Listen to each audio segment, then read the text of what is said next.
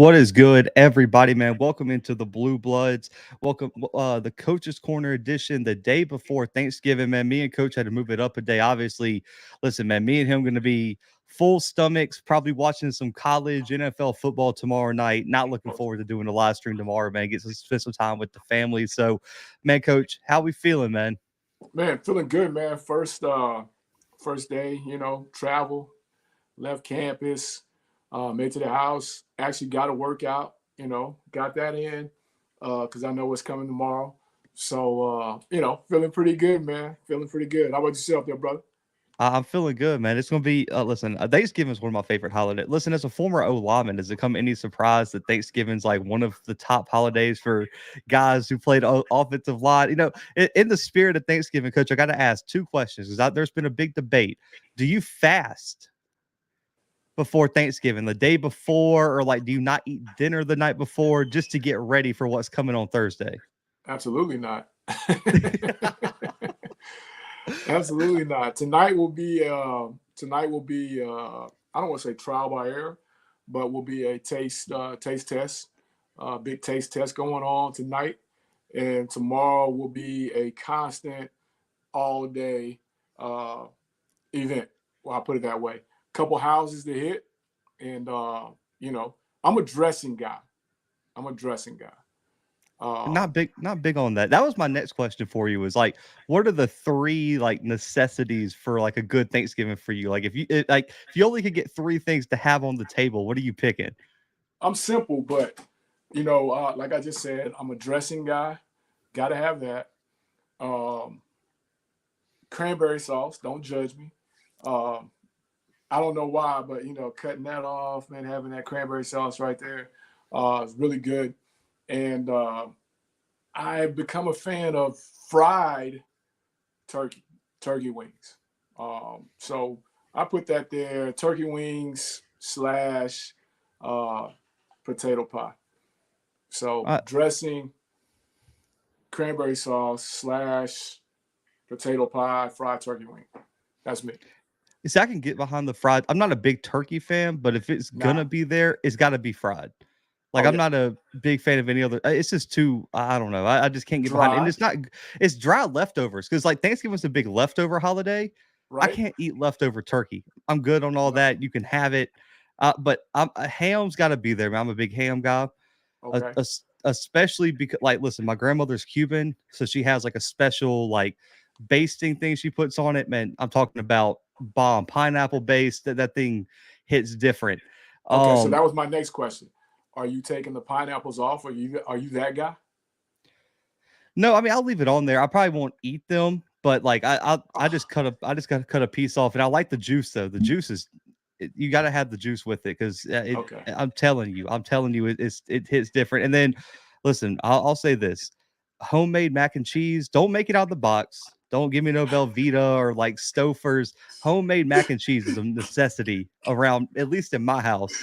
There's got to be some mac and cheese on the table. Man, I knew it was a reason we linked together. I knew it was a reason. I knew it was a reason. You my Listen, guy. if I come to someone's house and there's no homemade mac and cheese, you know the LeBron gif where he packs up his suitcase and walks out? That's me. We're going on to the next house. Like don't even invite me if we don't have some homemade mac and cheese on the table. Love it. And Love it. an underrated one too. Like I'm not a big cornbread fan. So like rolls, like the Okay. baked rolls with the butter, Yeah. like you got to have like a little bit to dip in the juice from the ham and all that. Yeah, you got to have the rolls on there too. Okay. I, Um, I I can rock with it. I can rock Hey, with shout out it. to my guy Black Pilot. He said he's doing smothered turkey wings Nah, tomorrow. I've never had that. I've never had that as a Thanksgiving deal. Uh, that's that's a thought. That's a thought. That's a thought. Yeah, I'm interested. Like, I don't know, because I've always kind of my family's always been kind of traditional. Like, we'll either have we usually like when my grandmother was doing it, she would have a turkey and ham for everybody. But Yep. I've heard Yep. people like up north do pork chops for Thanksgiving, and I don't think I've ever had pork chops on Thanksgiving. No. And we usually do a non-traditional. Either it's going to be Thanksgiving, that's non-traditional, or Christmas will be non-traditional, and that means that we're just hitting everybody's house. But for the non-traditional, it's either like a seafood type thing, Yeah. um, or just something. But it's never been pork chops though. No. And like the one non-traditional year is just because we had some family stuff going on. We were traveling and everything. We did barbecue one year. Okay. We just did like a bunch of ribs and brisket and stuff. And like I can get behind that just because I'm a barbecue guy in the first place. A good barbecue cook, like I'm good with that. I'm a Yeah, I big can do that as non-traditional. I can do that as non-traditional. yeah. Definitely, definitely.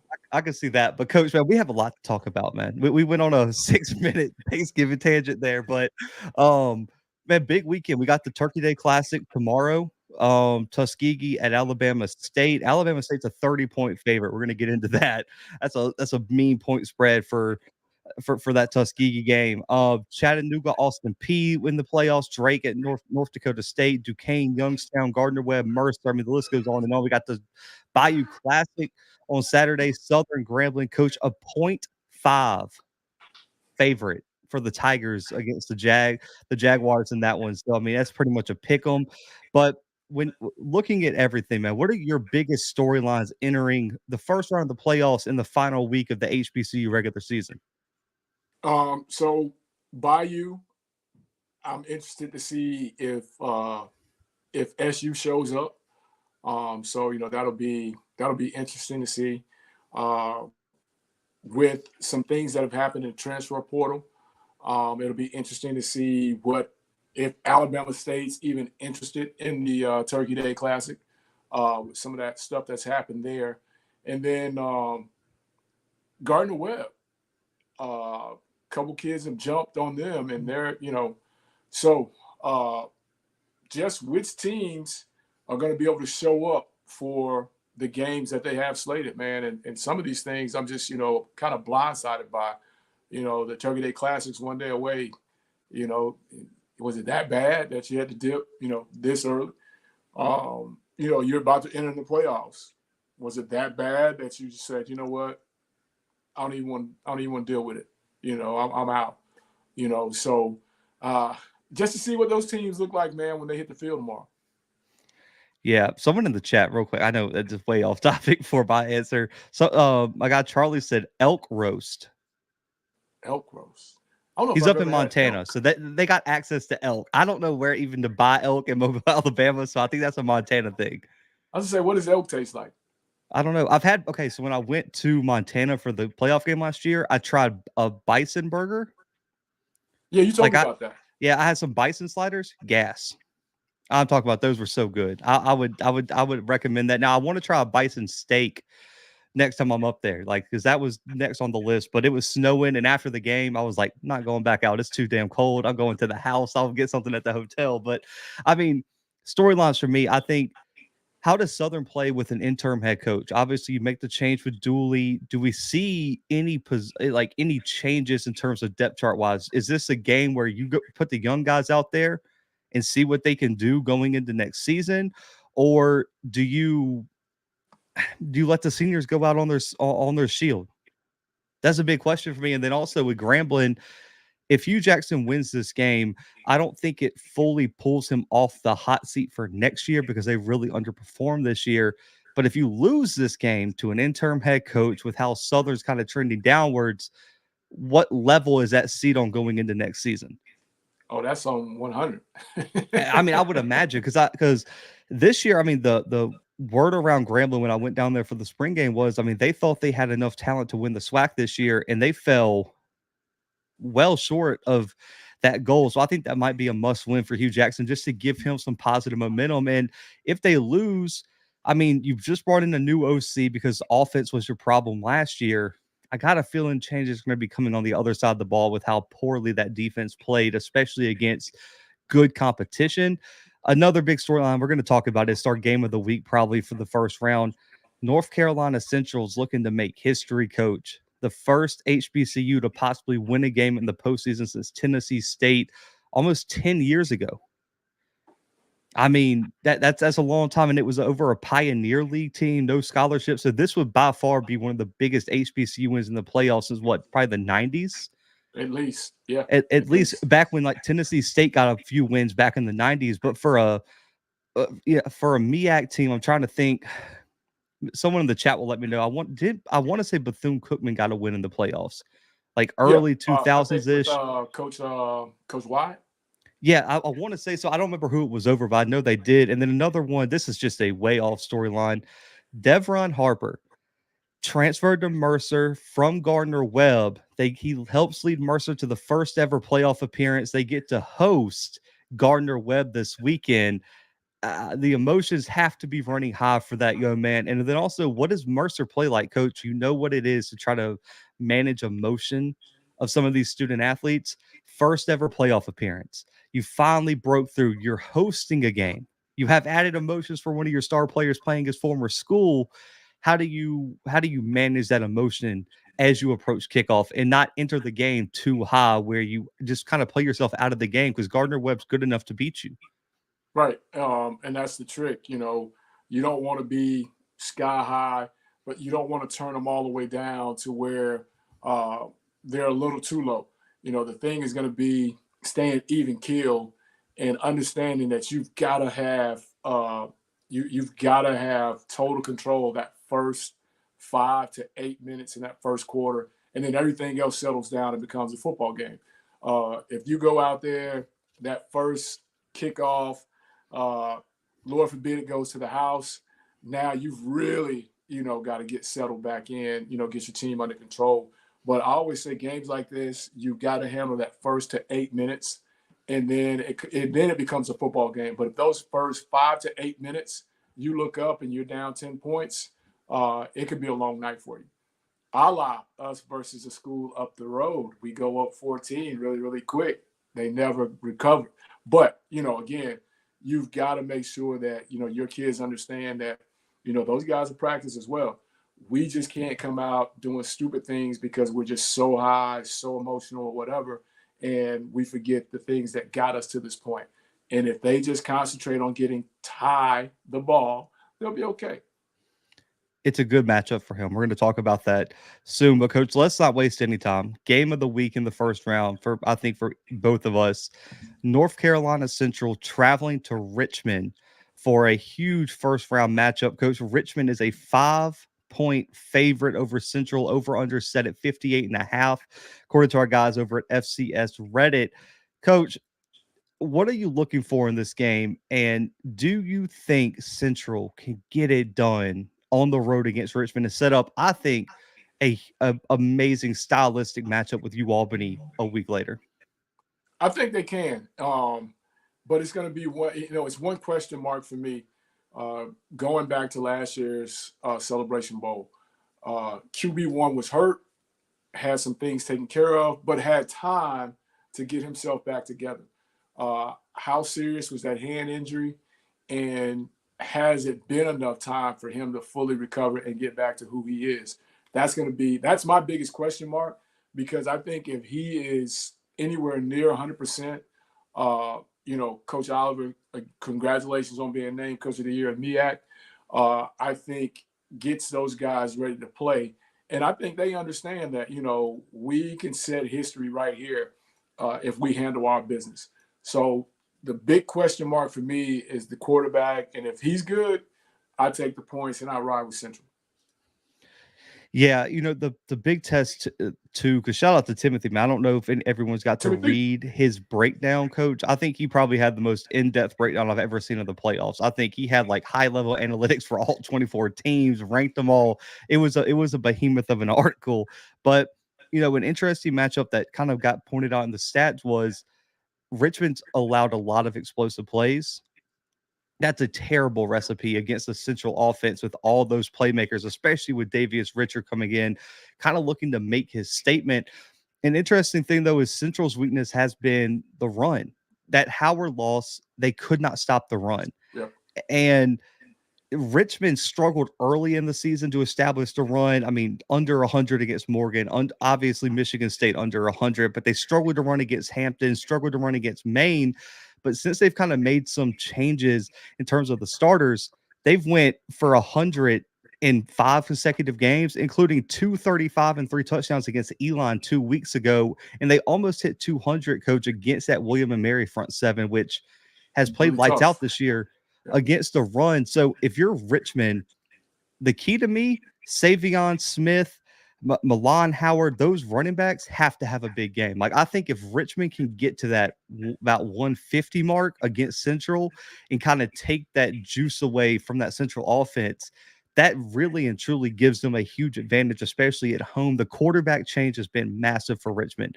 And I understand people kind of look at that, comparing opponents because Central beat Morgan, Morgan beat Richmond. This is not the same Richmond team that Morgan played week one. Just like you can't compare Central going to overtime with Campbell.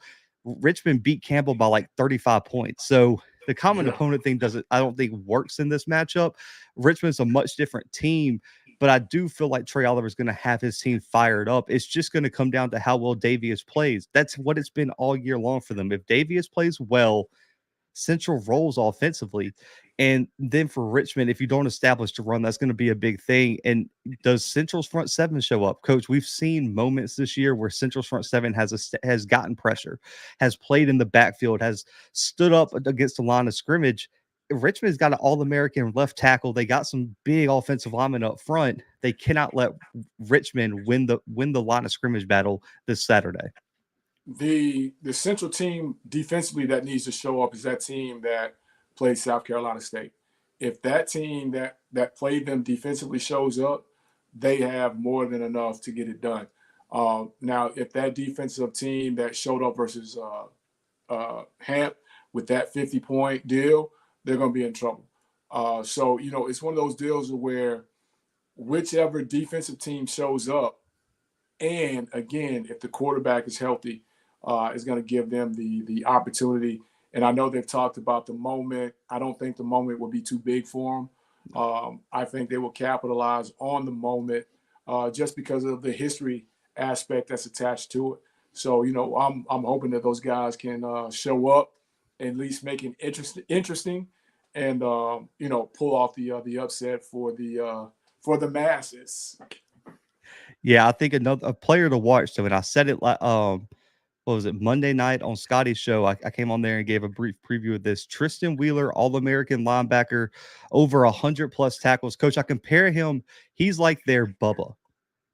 He's just that Mike linebacker. He's going to be everywhere. And I even think he's a little bit more athletic than Bubba is in terms of his overall upside. That's going to be a huge matchup. They also have Marlon Lewis, who was an All-American candidate preseason-wise, all-conference defensive end. Keep him off the quarterback. If you protect Davius, this secondary isn't elite. I think the Central's wide receivers have the advantage in this matchup. Coach, I'm with you. I think this is going to be a high-scoring game, but I like Central to pull out the win. I think Central can win by a touchdown this weekend over Richmond. I think that's where I'm going to put it. Obviously, they would cover since they're underdogs. I definitely think they find a way to get it done on the road. And then, man, I'll be honest, that Albany matchup is going to be tough. We might even need to do a film breakdown for that one because that game is going to be massive.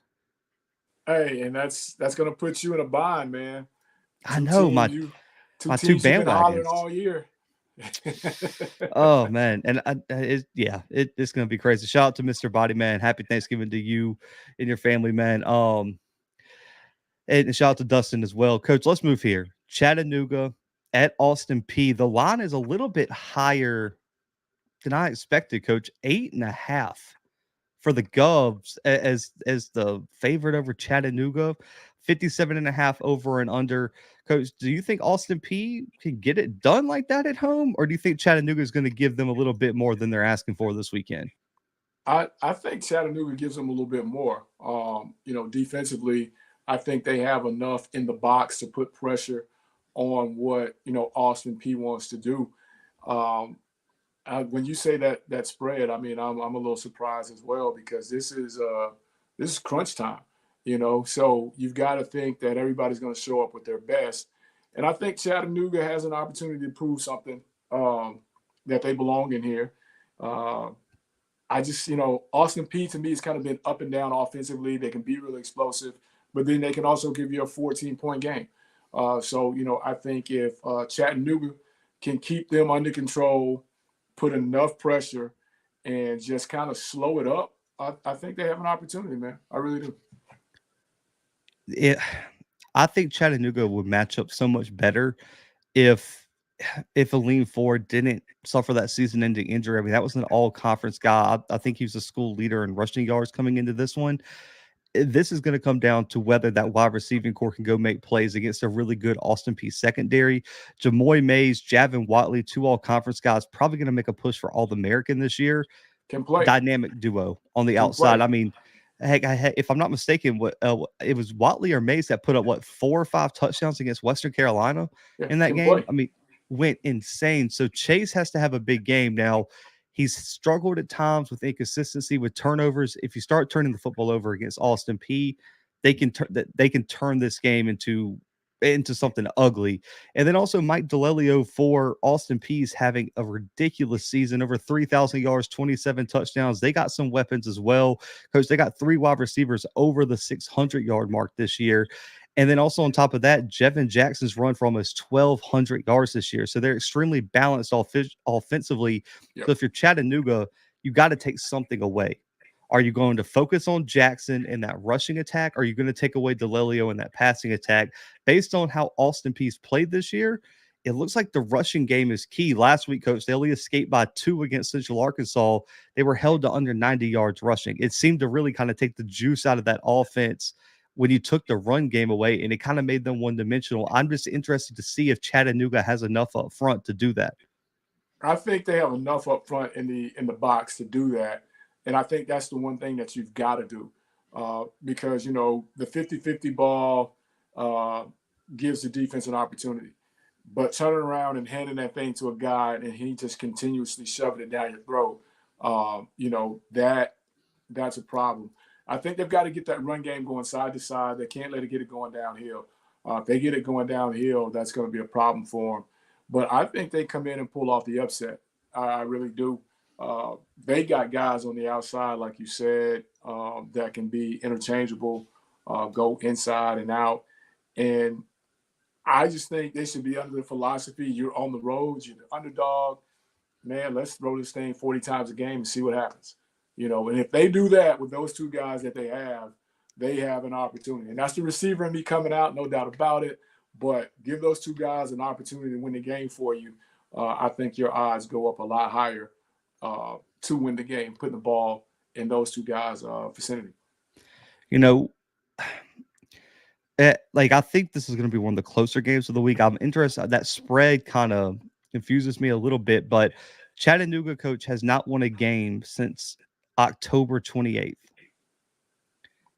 Now, they played Furman and Bama for the 2 games they played this month. So, I mean, it's not like a shot at them for that. Those are 2 games most teams would lose, but they only escaped by 1 against VMI on the 28th. So they really haven't played like great football over the past 3 games. And you got an Austin Peay team at home that's won 9 consecutive games. I think it's a team that has all the momentum in the world. They're at home. Scotty Walter's going to have that team fired up. One of the most energetic coaches in the country. He's going to be fired up. Yeah. I like Austin Peay to win the game, but I do feel like I'm going to say Chattanooga covers the 8.5 though, but I do like Austin Peay to win this game. I think a field goal to 7 points somewhere in there is what they're going to get out of there with.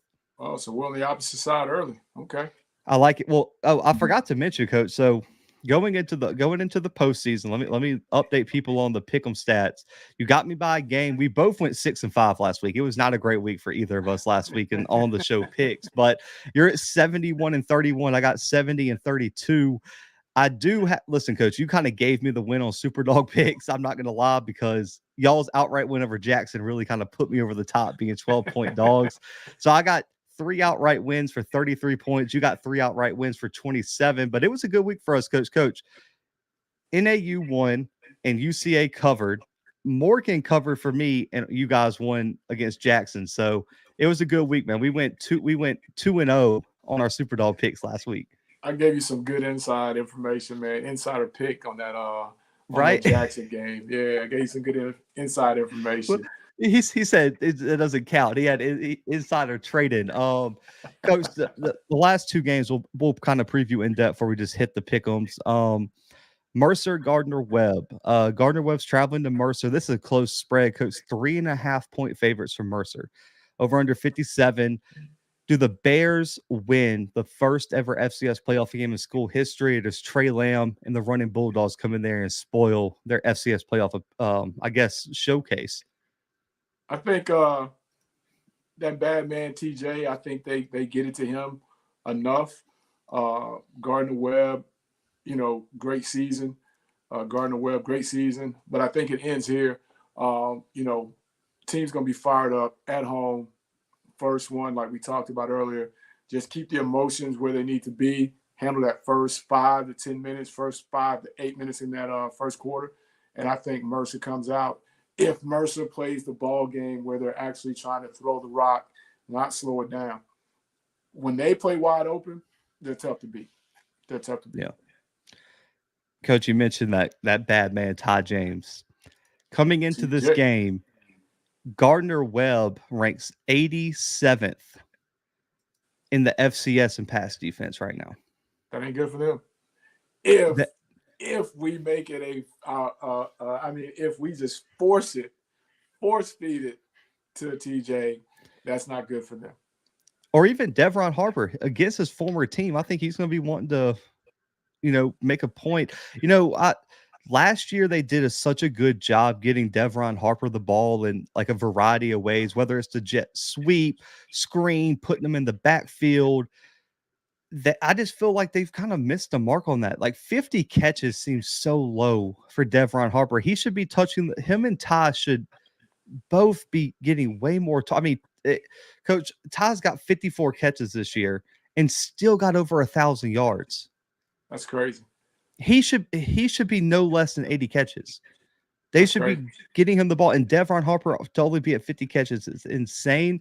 It's just going to come down to, can Carter Peavy get him the football? And now I will say Gardner Webb is hot. 5-game win streak. They've been running the football really well. Listen, that quarterback change, they got a bad true freshman back there that is making the move to the true freshman, Jalen King.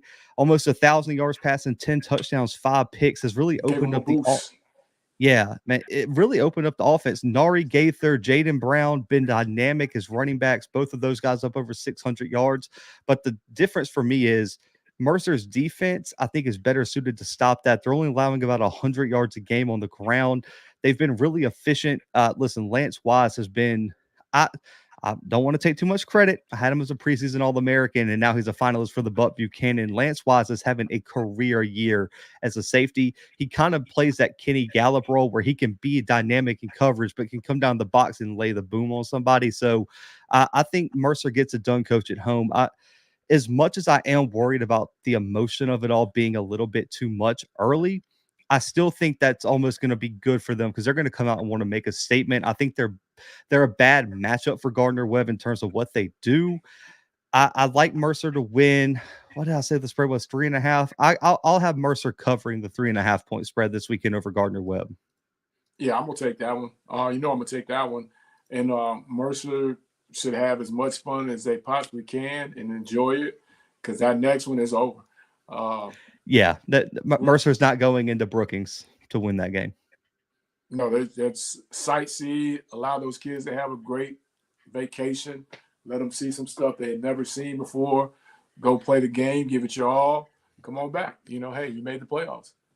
I mean, I'm just trying to think, like, how big of an upset would that be? If because we don't know who's going to win. We both pick Mercer, but let's just say Mercer. If Mercer goes into Brookings as the team to beat South Dakota State. Total. You remember that one week where Chaos just said, you can get some, you can get some, you can get some. That would be one of those weekends, man.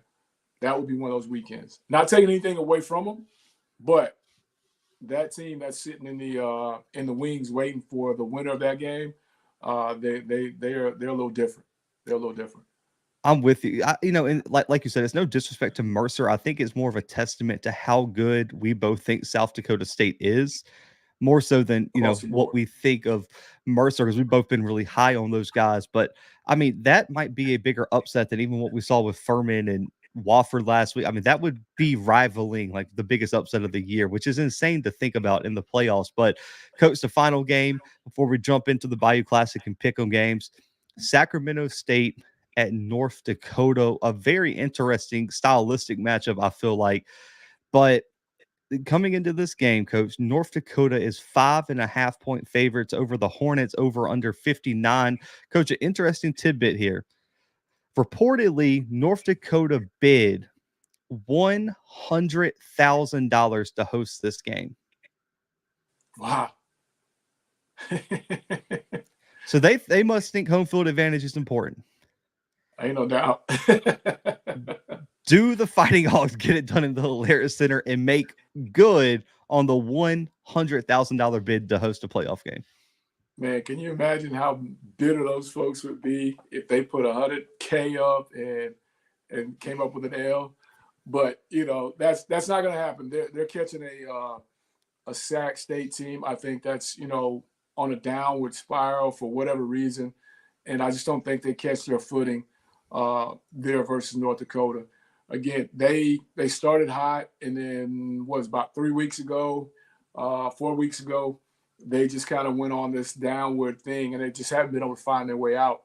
And unfortunately, they got to go up there, and I just don't think you find your footing up there. So I take NDU in the points in this thing. This game's so interesting to me because both teams rank really highly offensively.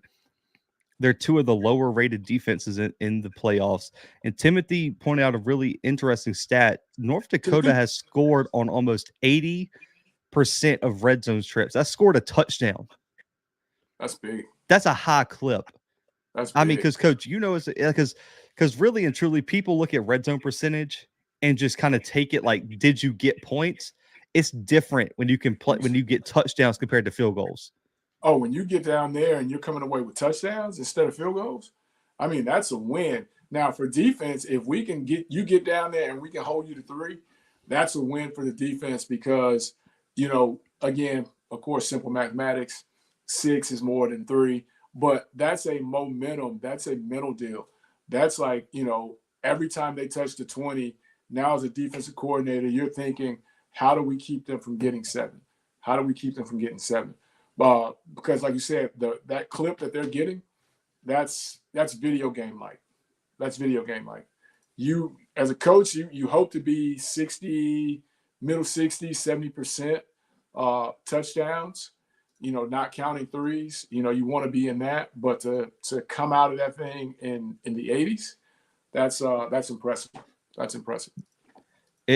Honestly, it is. The thing that worries me, because I part of me really wants to pick Sac State because I do feel like they're going to do the right thing.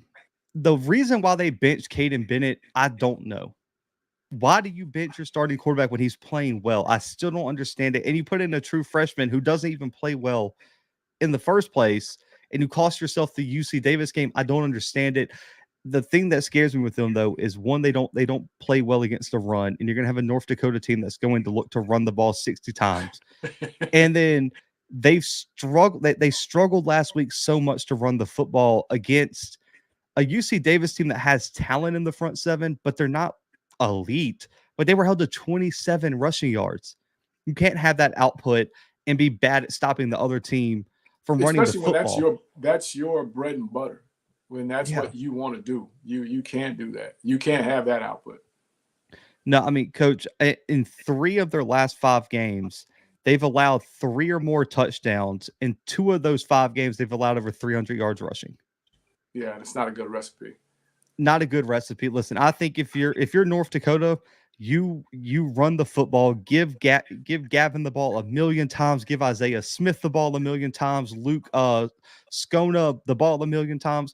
Run the football. I think they get it done at home, Coach. And I think they cover the 5.5. I like them to cover the 5.5. Really? Yeah, just because I think I can see like a 7 to 10 point win. 5.5 is. I just don't know if Sac State's. I'll be shocked if Sac State doesn't lose the time of possession battle by a wide margin. I just don't know if they're going to have enough possessions to get points on the board. I get it. And the crazy part is I don't even know if North Dakota's a really great team. This is just a terrible matchup for Sac State. Don't know. Ain't no doubt. The only other team maybe in the first round that would be a worse matchup would be North Dakota State because they do run the ball so efficiently. But other than that, I don't know if there's maybe Youngstown because they have a really physical offensive line, run the ball well. But this is one of the worst first round matchups that Sac State could have gotten. And I just don't think it's going to work out. And the quarterback thing just bothers me. It bothers me to my soul because I don't understand what the point was. Like it would be like Aaron going out and throwing for 300 and then you guys benching him for a true freshman who hasn't played all season in like the Yeah. 11th game of the year. Why would you do that? Yeah. And you still have things riding on it. Yeah. That, I mean, Yeah, at like the end let's of the say day, the Celebration Bowl was on the line. Are y'all benching Aaron Allen for a true freshman? nah. Okay, like I understand, like there might have been some stuff behind the scenes I don't know about. I'll say that, but it's still just I don't understand. Risky business. It is, but Coach, man, real quick before we get into the last two segments of the show, man, we do got to give a shout out to DraftKings, man. Listen, so much to be thankful for this week. Family, friends, food, NFL, and college football all week long. DraftKings Sportsbook is keeping your Thanksgiving week full of action. New customers can bet just $5 on the NFL action this week to score 150 instantly in bonus bets. No matter your appetite, there's something for you. Money lines, parlays, props, live bets, and so much more. You name it, they've got it. And Coach, updated odds for the FCS National Championship have come out. Gonna make you some money on that. Listen, if you listen to this show, you are doing really, really well right now in your betting. I'm just telling you, me and Coach are batting a high percentage. Listen, so download the DraftKings Sportsbook app now. Use code Bluebloods. New customers can bet just $5 instantly on NFL Thanksgiving action to score $150 in bonus bets only on DraftKings Sportsbook, an official sports betting partner of the NFL with code Bluebloods. The crown is yours. Gambling problem? Call 1-800-GAMBLER or visit www.1800gambler.net. In New York, call 800-778-HOPE-NY or text HOPE-NY 467-369. In Connecticut, help is available for problem gambling. Call 888-789-7777 or visit ccpg.org. Please play responsibly. On behalf of Boot Hill Casino Amp, Resort Kansas. Licensee partner Golden Nugget Lake Charles, Louisiana. 21 age varies by jurisdiction. Void in ONT bonus bets expire 168 hours after issuance. See sportsbook.draftkings.com/football terms for eligibility and deposit restrictions. Terms. We are back. And shout out to Draft. What's up? I thought you were going to read it that time. That's why I was smiling. I was waiting on you to read it. No, never again. What's 168 hours? What is that equivalent to? I don't know. I have no idea. I didn't do the math. Listen, they just send me the script. I say, yes, sir. Appreciate you for sponsoring the show, man. Listen, I got too much going on, man. Way too much going on to be calculating hours out. But Coach, before we get to pick them, teams on upset alert. Now we're gonna make our picks, obviously, and this isn't teams that you're necessarily picking to get upset or win, but pick a team or two this weekend out of all the FCS games that you're looking at that should possibly be on upset alert this weekend. Would we consider Richmond that? No, because Central's the underdog, strong underdog in that one. Oh, yeah. So Richmond is a 5-point favorite. So yeah, Richmond would definitely be considered a favorite in that one. Richard, I mean, if Richardson, if Davis is good, man, I think they're good.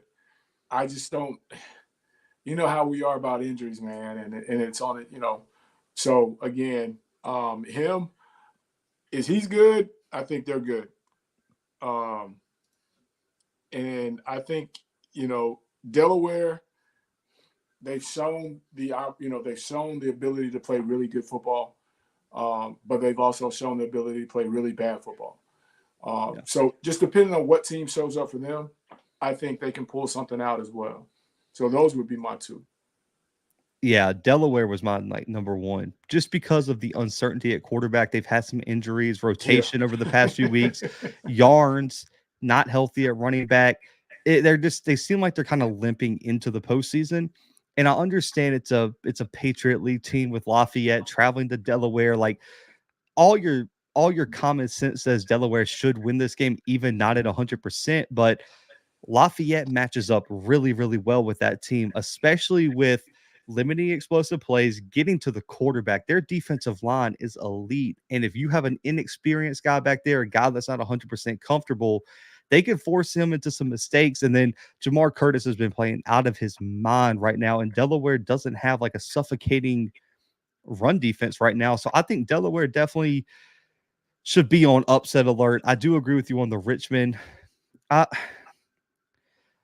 I'll say this: Grambling, even though they're not a heavy favorite, Emotions if you running don't, high. yeah, if you don't play 100%, Southern's going to come in there and smack them in the mouth. I mean, because let's be honest, I understand that Southern hasn't played up to their on paper potential this year. Dooley's gone. There's a lot going on with that program. They're they have a lot of talent. Let's not mistake it. They can run the ball. Oh man, that kid, was it Kendrick Rhymes, a dog at running Beats and back. Ryan. Yeah, they can run They the ball. have arguably two of the best defensive tackles in the SWAC right now, in Taj Brown and Givens. That Christian Davis at cornerback. I think that Grambling Southern game is very evenly matched, and if Grambling doesn't come in there fully executing at a high level, that could be an interesting game. But coach, for the pick'em, we'll start here. Tuskegee at Alabama State. -29 for the Hornets as the favorite over Tuskegee. Do the Hornets get it done against Tuskegee in the Turkey Day Classic? They win, but they don't cover. I'm with you there. I'm going Alabama State, not covering though. I think they got enough to get it done. Now Tuskegee did lose 51-0 against A&M earlier this year, but it's different. It's later in the year. Bama State's not playing for much. Now it is senior day, but I just don't think that's enough to get it done. Coach, another Drake going to North Dakota State. North Dakota State's a 32-point favorite over the Bulldogs. Any chance Drake pulls a historic upset? No, sir. Yeah, it's going to be a bloodbath. I mean, Coach, the funny part is Drake actually leads the all-time series. No, that's crazy. 2-1. So they haven't played much, but yeah, this listen, Drake comes in as statistically the worst defense, if I'm not mistaken, in the entire playoffs. There's no scholarships going to the Fargo Dome with North Dakota State trying to get that Montana State matchup with Brent Vegan. It's going to be a blowout. North Dakota State by a lot, and I do think they cover the 32.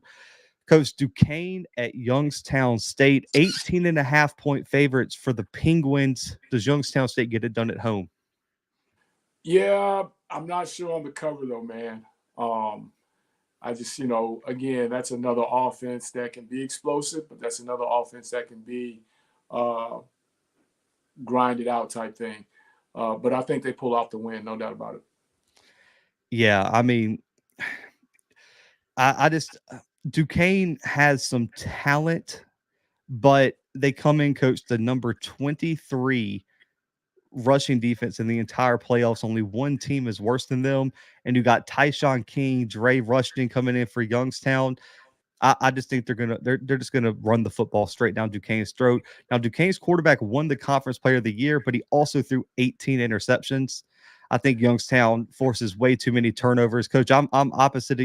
I got Youngstown winning, but I think they cover the 18.5-point spread this weekend at home. Coach, Lafayette at Delaware, 9.5-point favorite for the Blue Hens. Does Delaware get it done at home over Lafayette? Man, I think they get it done, but I don't know about the 9. I think right now, the way they've been playing, of course, anybody would be happy getting out of there with a 1-point win. But I don't see that being a 10+ point win. But if they show up, if the right Delaware Blue Hen team show up, they get it done. But they are again on alert by me to be upset in this situation. But I think they get it done, not covered, but get it done. Man, everything in my soul wants me to pick the upset. I just don't know if Lafayette has enough depth to get it done. I think explosiveness. Yeah, like they can run the football well with Jamar Curtis. They can get after the quarterback, but it's just like, yes, Delaware has struggled against really good CAA teams, but it's Lafayette on that level. That's the question mark for me is can they jump on Delaware when they make those mistakes? Villanova was talented enough to. Is Lafayette on Villanova's level? I don't think so. I don't think Delaware covers. I think this is actually one of the closer games of the weekend, but I got Delaware winning, just not covering that spread. And then, Coach, an interesting one, Nichols at Southern Illinois. The Salukis are 15-point favorites over Nichols State. Can Nichols get the upset on the road, or the Salukis roll this weekend? What's the weather up there? I think it's going to be good weather. It'll probably be cold, but I don't think it's bad weather. Okay. Because Nichols coming from down here, going up there, playoff pressure, the whole nine. Nichols have been, they've had a good season, but I think that it ends in Saluki land, the Saluki Dogs. I think they do this. I think they cover. But I wanted to go back. I wanted to ask you, where do you think Delaware as a program head is after what they experienced here right before entering to the playoffs? Not good. I don't think you can't feel good with all the injuries you have, with how poorly you played last week. And I mean, they really haven't played well the past few weeks. It's probably not in a great spot. I think it's enough to get past Lafayette, but when you're looking to the second round, I think the journey ends there. Okay. Just personally, I felt the same way. I just wanted to see where you were.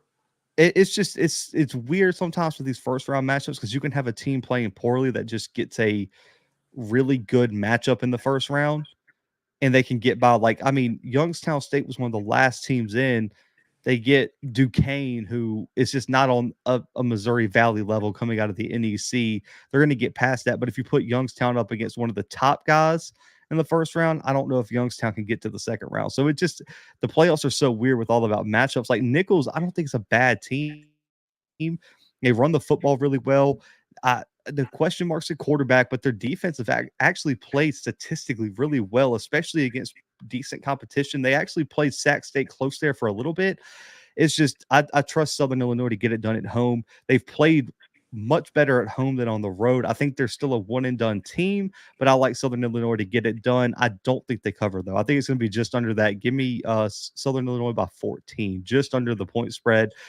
Coach, huge weekend here. Is there a second round matchup that you're looking ahead to potentially that you're like, man, I need that. I need to see that one? Well, you took the one, but I need to see how my guys, and I couldn't find my potato with my potato peeler. I need to see how my guys up there rebound. And then that'll let me know how far they actually have an opportunity to go in this thing. So I'm looking for them in a second round matchup with, like you said, the Salukis, just to see where they are as a program, mentally, health wise, and I'm looking forward to them in the second round to be ready to play football. Yeah, I mean, because just looking ahead, I mean, that whoever Furman plays, like if Furman gets Austin Peay, that's going to be a hell of a matchup, especially with all the question marks surrounding Furman. Obviously, you got the North Dakota State, Montana State matchup. That one's going to be just ridiculous. And then I'm really, like I said, the Central UAlbany matchup has me extremely intrigued. And then also, if Youngstown gets past Duquesne, I don't think they're a great matchup for Villanova. That could be an interesting one. And then it's just from there, I don't think either of us are picking Lafayette or Delaware to go into Montana and win, and neither one of us are going to be excited to see Mercer or Gardner Webb go to Brookings. So we'll leave like the two ends of the bracket. No need to even address that. But Coach, the final game, Grambling, 0.5 point favorite over Southern. Man, who wins the Bayou Classic this weekend? Man, I think Southern does. I think Coach Graves has them ready to play. I think they've been in the storm here this last feels like a month, and I think he'll have those kids ready to play. And they do something that Grambling doesn't like. They run the ball really well. I think that gives them the advantage there, and they can get after the passer, which Grambling wants to do. So I think they can make it a long day for Miles, and I think they can make it a long day for the Grambling defense. I just think the emotions that's tied up within that program will give them the edge, but I'll stand on the other side of the line. It could be really bad as well. So I'm just saying Coach Graves is going to have them ready to play. And I think, again, it goes back to my rule in this game. If they come out and they establish themselves in that first 5 to 8 minutes, that they're composed, they're out of that storm, the stuff that's been going on the last, feels like a month. They're past that. They just want to play. I think it'll be a good game, but I take SU over the G-men. Man, I thought I was going to take the lead from you this weekend. Yeah, I'm with you. I was picking Southern for the upset. It's just I've seen it too many times where a head coaching change actually inspires a team Yeah. behind the intern. And it's also like Grambling doesn't I mean, yes, it's the Bayou Classic, but I mean, they aren't playing for anything as well. I mean, it's over for the West. So and then also Grambling's kind of been on like this weird downward trajectory over the past few weeks. The offense has consistently regressed. The defense has not been that good this season. I think Southern, with that, like you said, the defensive line, the secondary with a bunch of playmakers in it, they can run the football. Grambling does not play particularly well against the run. I think Southern's going to come in fired up, looking to make a statement, looking to extend that winning streak. Man, I like Southern to win this one in the Bayou Classic. And man, Hugh Jackson is going to be on a throne of fire going into next season with a loss this Hot week. coals.